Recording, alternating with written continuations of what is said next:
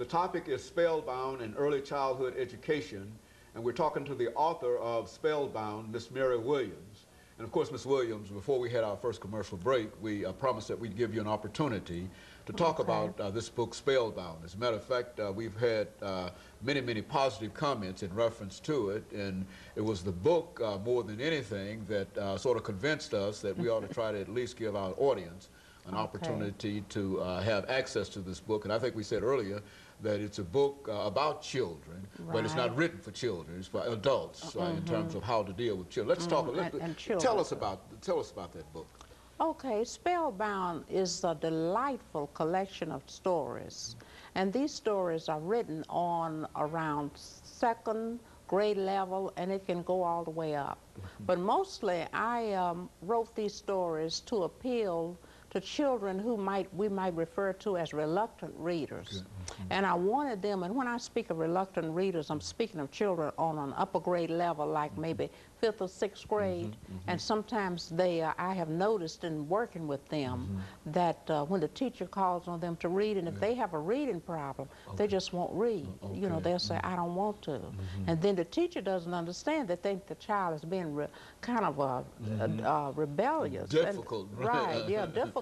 And the child at that age and at any age does not want to be embarrassed in front of their peers. They don't want to hear them kind of shuffling and stuttering and trying to miss a word. And they don't want the teacher to tell them. And they definitely don't want the other children to tell them. So they want to be able to go all the way through. So when I wrote this book, it took me a while to write it because it's written in a way that all the basic sight words, of course, are employed. But when I reached the words with syllabication skills, I'd have maybe just a few words that are 4 syllables. The rest of them are maybe 3 syllables. Yet the words are interesting, vocabulary is interesting enough that would make the children, if it's something they don't understand, they could get the meaning of it from the other words in the sentence. Okay, I found out that children like dialogue. So with me being in drama, I have a lot of dialogue, and I'm good with the dialogue. And I start out with a hard punch, because when children go to the library and you know, to pick up a book, they open it up and they just see something, and if they don't see any dialogue on that first page, they'll put it back. But if they see something that's really catching right at the beginning of the story, then they'll go on and read the story.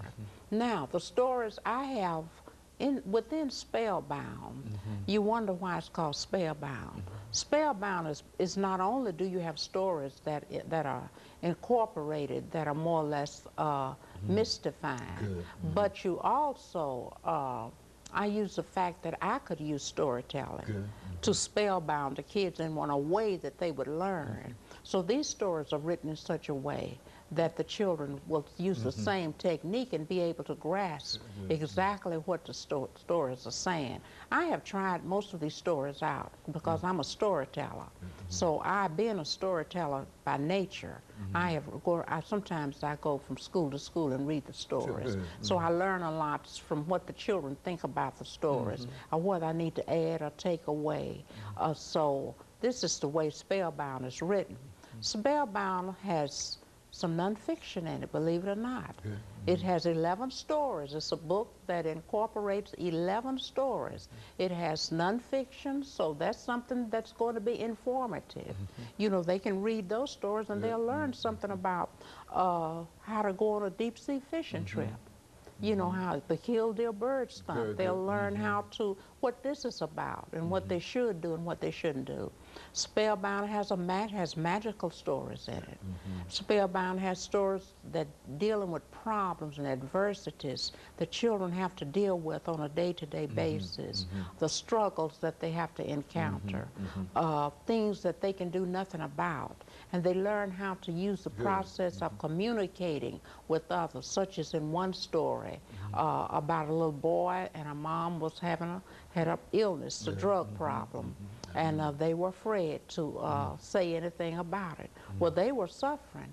So, but the mother said, don't tell it because they'll take you away from me, and place you in a foster home. So the children didn't know what to do. So they were really rearing themselves. And you know, when a writer writes, they write according to something that they have. Their own experience. Right, experience. So I've had kids that have come to me with little problems like this. So what I would do is I would use the process of writing.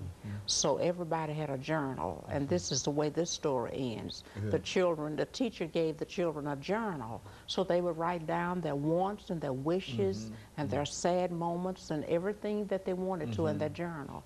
Well, naturally, teachers check those journals every day. So this little boy and his sister wrote down that their mama had a problem, and they received immediate help. So that's the way the story ends, that the mother received help, the children received help, they live with a grandmother, and it has a happy ending. And there's great communication between all of them. Right, right. So they could use that, that was a way of communicating, and then the mother was happy. But sometimes when we're dealing with children, sometimes they don't know what to do. So I try to write this story dealing with that so that this would help somebody else that might read the story, that would know how to handle a problem of that nature. Spellbound is also contains stories that are short.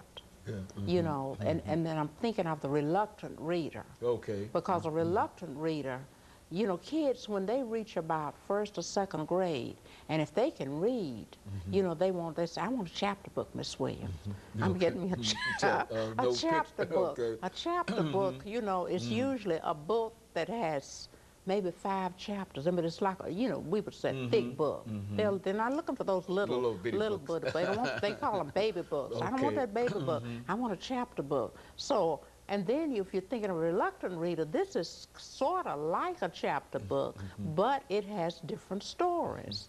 So they can choose a book like this from the bookshelf, or have it at their home, and then choose one story. So if the teachers, and I'm trying to get this book incorporated in the school system. Good, okay. So if the teachers use this as a supplementary book, then when she brings her little children around her in the circle, and then she calls on a child that may have a reading problem, then he can choose a short story and go right through it without having to stumble and, you know, and the kids trying to punch him and tell him. And that builds up confidence. Yeah, that builds up confidence. And plus they remember what they're reading, because everything in there is really high interest information. One is about a 15-year-old that received her driver's permit, license or permit, I think it was permit, and she was not supposed to go in a car. So see, a child, an adult would read that.